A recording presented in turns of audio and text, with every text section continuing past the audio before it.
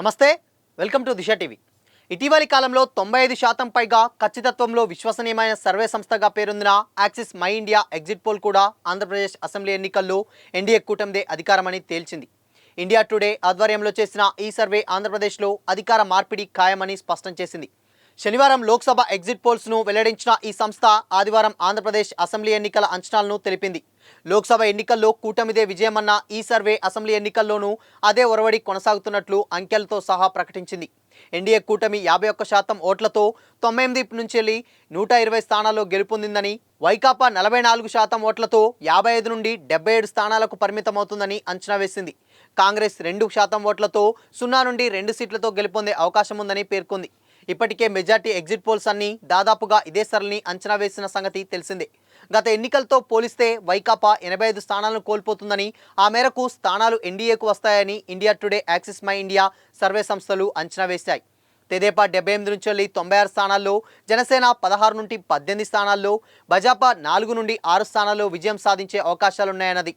పథకాలు 22%, ప్రభుత్వ పనితీరు 9%, అభివృద్ధి 18%, పార్టీ అనుకూలత 12%లతో ఈసారి పోలింగ్లో ప్రభావం చూపాయని తెలిపింది.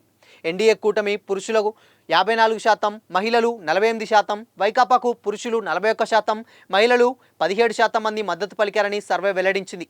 గత ఎన్నికలతో పోలిస్తే పురుషుల్లో 10%, మహిళల్లో 2% ఓట్లను వైకాపా కోల్పోయే అవకాశం ఉంది. 18 నుండి 25 ఏళ్ల యువతలో 57% మంది ఎన్డీఏకు మద్దతు ఇవ్వగా, వైకాపాకు 39% మంది మొగ్గు చూపారు.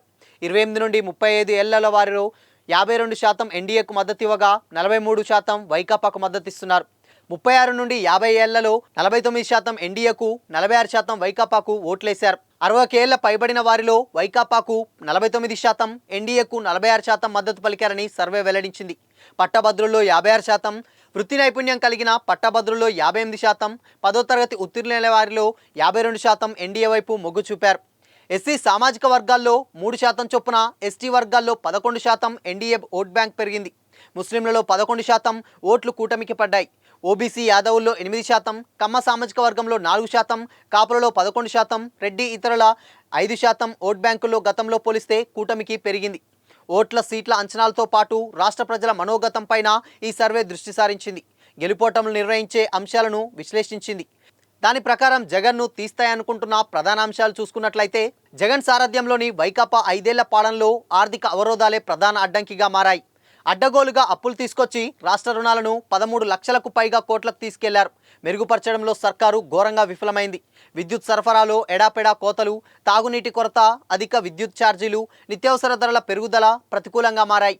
నిరుద్యోగిత పెరిగి ఆశావాహుల్లో అసహనం మూటగట్టుకుంది. పథకాల అమలులో వైఫల్యం తదితరాలన్నీ ఒకెట్లయితే, అసెంబ్లీ, లోక్సభకు అభ్యర్థుల ఎంపిక అంతకు మించి దెబ్బతీసింది. ప్రజల్లో వ్యతిరేకత పేరిట నియోజకవర్గ అభ్యర్థులను ఇష్టానుసారం మార్చేశారు. పలువురు సిట్టింగ్ ఎంపీలు, ఎమ్మెల్యేలకు మరోసారి పోటీ చేసే అవకాశం కల్పించలేదు.